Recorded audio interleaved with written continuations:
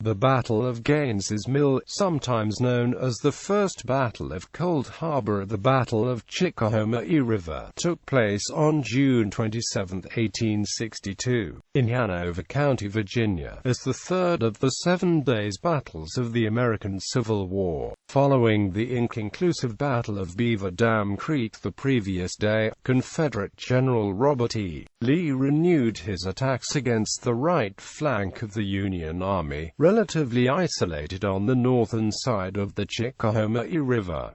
There at Brig. Gen. John Porter's 5th Corps had established a strong defensive line behind Bosun's Swamp. Lee's force was destined to launch the largest Confederate attack of the war, about 57,000 men in 6 divisions. Porter's reinforced 5th Corps held fast for the afternoon as the Confederates attacked in a disjointed manner, first with the division of Marge. Gen. A.P. Hill, then Marge. Gen. Richard S. Ewell, suffering heavy casualties. The arrival of Marge. Gen. Stonewall Jackson's command was delayed, preventing the full concentration of Confederate force before Porter received some reinforcements from the 6th Corps. At dusk, the Confederates finally mounted a coordinated assault that broke Porter's line and drove his men back toward the Chickahominy River. The Federals retreated across the river during the night. The Confederates were too disorganized to pursue the main Union force. Gaines's Mill saved Richmond for the Confederacy in 1862. The tactical defeat the convinced Army of the Potomac Commander Marge. Gen. George B. McClellan to abandon his advance on Richmond and begin a retreat to the James River. The battle occurred in almost the same location as the 1864 Battle of Cold Harbor and had a similar number of total casualties. Background: military situation. McClellan's Army of the Potomac had pushed to within a few miles of the Confederate capital of Richmond and had stalled following the Battle of Seven Pines in late May 1862.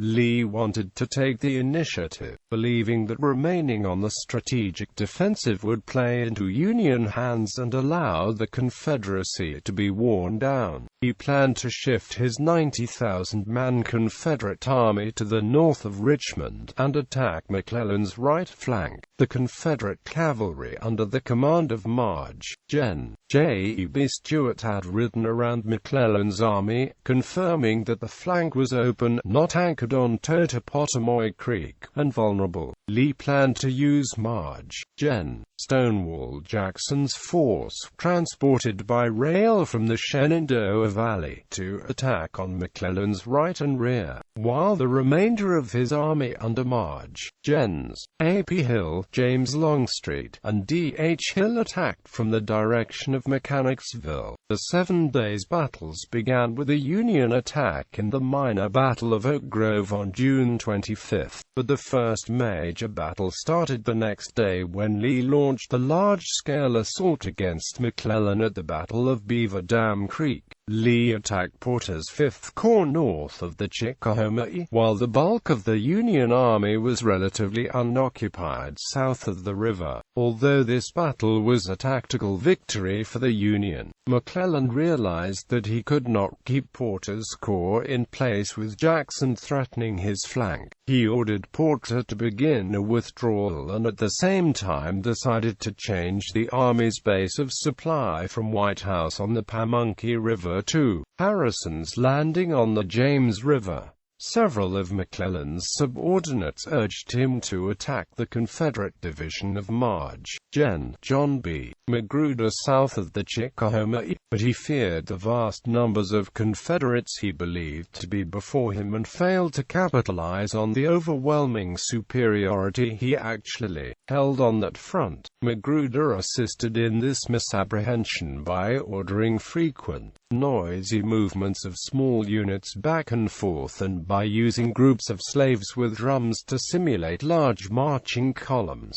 Furthermore, the Union Army Balloon Corps, which had performed the only aerial observation during the Peninsula Campaign, was now joined by Confederate competitor. Captain Langdon Chivas of South Carolina had constructed a multicolored balloon of dress silk obtained from Charleston and Savannah, which sailed aloft tethered to a boxcar on the York River Railroad manned by Marge Edward Porter Alexander. The appearance of this balloon reinforced McClellan's fear that the Confederates were planning for an offensive against his left flank. For the second day, the Confederates were able to continue fooling McClellan south of the river by employing minor diversionary attacks to command the attention of 60,000 Federal troops while the heavier action occurred north of the river. The order to Porter's corps came just before dawn, and they did not have adequate time to prepare a strong rear guard for the withdrawal, resulting in numerous men from Brig. Gen. George A. McCall's division being captured by the advancing Confederates.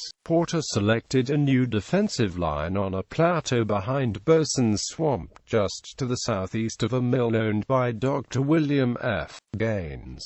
It was a strong position, with two divisions laid out in a semicircle, Brig. Gen. George W. Morrell on the left and Brig. Gen. George Sykes on the right, and two divisions in reserve, Brig. Gen. George A. McCall and Brig. Gen. Henry W. Slocum, the latter on loan to Porter from Brig. Gen. William B. Franklin's 6th Corps. Slocum's division had not crossed the river by the start of the battle, held up by McClellan's concern about an impending attack on Franklin's front. Lee's offensive plan for June 27 was similar to that of the preceding day. He would use A.P. Hill's and Longstreet's divisions to pressure Porter's corps as it withdrew, while Stonewall Jackson, augmented by D.H. Hill, hit Porter's right and rear. The combined effort of all of Lee's force was destined to be the largest Confederate attack of the war, about 57,000 men in 6 divisions.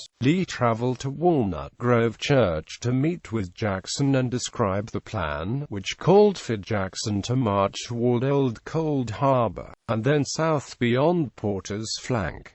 Unfortunately, Lee made incorrect assumptions about Porter's disposition. He assumed that the 5th Corps would defend the line of Powhite Creek, somewhat to the west of Porter's actual location. Opposing forces. Union-Confederate battle. The first actions of the battle occurred between noon and 1 p.m. on June 27 after D.H. Hill's division reached Old Cold Harbor, where it was scheduled to link up with Stonewall Jackson's command. Hill pushed through the crossroads with 2 brigades, which encountered unexpected infantry fire. Seeking to suppress the fire, he brought forward the Jeff Davis battery from Alabama, but it was soon outgunned by 2 6-gun batteries manned by U.S. regulars from Brig. Gen. George Sykes's division. Hill was surprised at the level of resistance and also that he seemed to be meeting the front of the Union force, not the expected flank, so he determined to wait for Jackson's arrival before moving further. The noise from this engagement failed to reach General Lee at his headquarters, the house owned by William Hogan, named Selwyn. A.P. Hill's division had moved across Beaver Dam Creek early in the morning, finding the former Union line lightly defended. As they proceeded eastward and approached Gaines's mill at about the time that D.H. Hill's men were engaged, Porter formally asked McClellan to send Slocum's division across the Chickahominy over Alexander's Bridge to support him. A.P. Hill's lead brigade, under Brig. Gen. Max C. Gregg, was held up by skirmishes from Col. Hiram Burton's 1st U.S. Sharpshooters and the 9th Massachusetts Infantry. By early afternoon, he ran into strong opposition by Porter. Deployed along Bosun's Creek, and the swampy terrain was a major obstacle against the advance. Attacks by the brigades of Brig. Gens. Gregg, Dorsey Pender, Joseph R. Anderson, and Lawrence O'Brien Branch made little headway. A particularly bloody engagement occurred as the 1st South Carolina Rifles attacked a Massachusetts battery, but were repulsed by Zouaves of the 5th New York, which inflicted 57% casualties on the South Carolinians, the greatest Confederate regimental losses of the day. Instead of pursuing a fleeing enemy, as his orders had directed, A.P. Hill had attacked an entrenched Union position, losing about 2,000 of his 13,200 men in the failed attempt. Combined with his attacks at Mechanicsville the previous day, the Light Division had lost over a quarter of its men. General McClellan was encouraged by the telegrams Porter sent back to his headquarters a few miles to the rear. He replied, "If the enemy are retiring and you are a chasseur, pitch in." He also told Franklin to cross the river over the Duane Bridge and attack the enemy's flank if he saw a chance, but he was dismayed to hear that the 6th Corps commander had destroyed the bridge for fear of a possible enemy attack. At the same time, Brig. Gen. Edwin V. Summer of the 2nd Corps reported enemy activity in his front. McClellan's optimism was dashed and he ordered that his headquarters equipment be packed up in preparation for the retreat. On the Confederate side, General Lee had been an active participant in the failed assault, rallying his troops too close to the front for the comfort. His Longstreet arrived to the southwest of A.P. Hill. He saw the difficulty of attacking over such terrain and delayed until Stonewall Jackson could attack on Hill's left. For the second time in the 7 days, however, Jackson was late. A guide from the 4th Virginia Cavalry, Private John Henry Timberlake, had misunderstood Jackson's intent and led him down the wrong road. After they countermarched, losing about an hour, Jackson's troops found the road to Old Cold Harbor obstructed by trees felled by the retreating Union Army and were harassed by sharpshooters, delaying their arrival. The first of Jackson's command to reach the battlefield was the division of Marge. Gen. Richard S. Ewell, who was met by Lee's aide, Walter Taylor, and instructed to move into action immediately. Lee was concerned that Porter would counterattack the weakened troops of A.P. Hill, so he ordered Longstreet to conduct a diversionary attack to stabilize the lines until Jackson's full command could arrive and attack from the north. In Longstreet's attack, Brig. Gen. George E. Pickett's brigade attempted a frontal assault and was beaten back under severe fire with heavy losses. Pickett himself was wounded in the shoulder. Confederate President Jefferson Davis was among the party witnessing Pickett's failed attempt. Ewell began his attack immediately around 3:30 p.m. without waiting for his entire division to come online. General Lee's instructions were to advance along the same axis used by the brigades of Gregg and Branch to maintain the momentum of the attack. He sent in his lead brigade, Louisianans under Col. Isaac C. Moore, commanding in Marge. Gen. Richard Taylor's absence for medical reasons. Seymour was relatively inexperienced and his troops became confused in the woods and bogs of Bosun's Swamp. The confusion increased when Col. Seymour was killed by a Union rifle volley. Marge. Robert O. Wheat, the colorful leader of the Louisiana Tigers Battalion, moved to the front to lead the brigade, but he was also killed with a bullet through his head.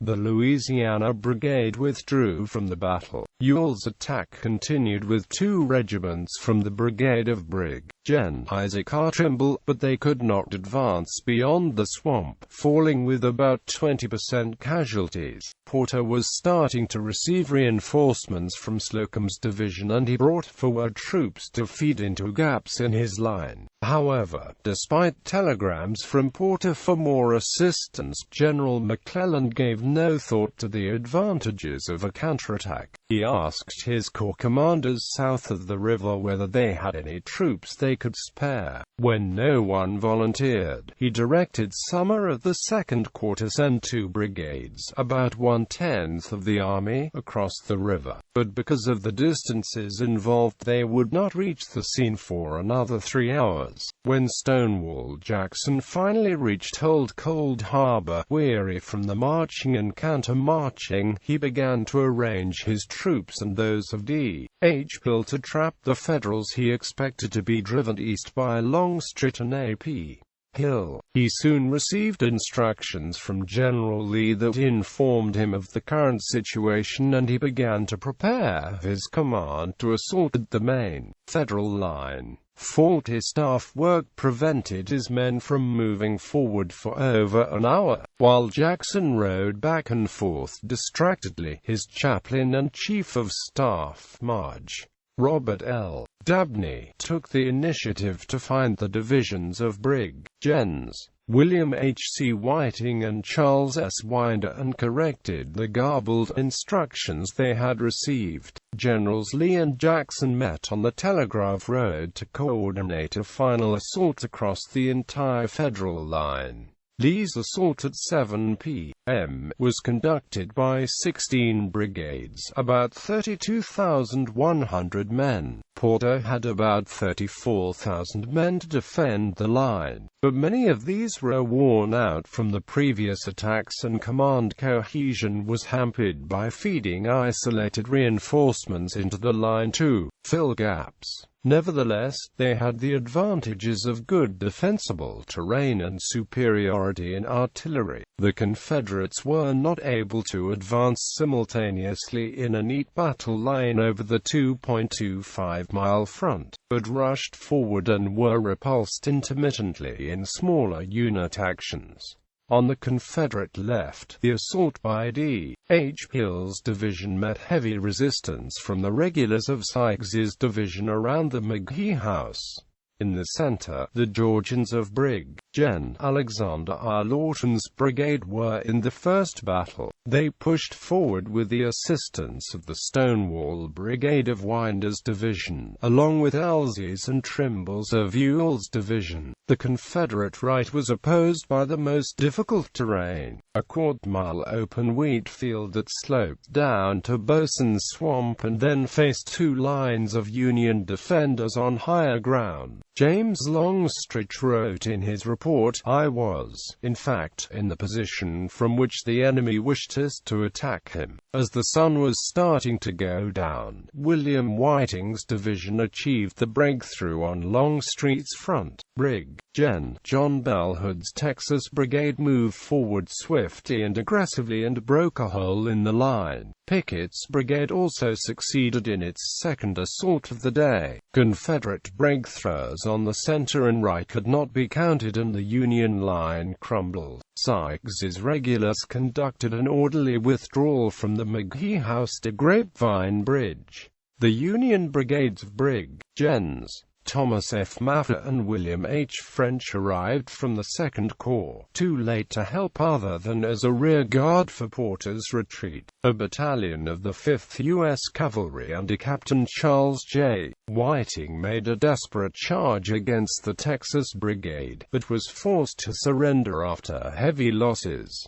By 4 a.m. on June 28, Porter withdrew across the Chickahominy, burning the bridges behind him. Aftermath. Gaines's Mill was an intense battle, the largest of the 7 days and the only clear-cut Confederate tactical victory of the Peninsula Campaign. Union casualties from the 34,214 engaged were 6,837. Of the 57,018 Confederates engaged, losses totaled 7,993. Since the Confederate assault was conducted against only a small portion of the Union Army, the Army emerged from the battle in relatively good shape overall. Lee's victory, his first of the war, could have been more complete if it were not for the mishaps of Stonewall Jackson.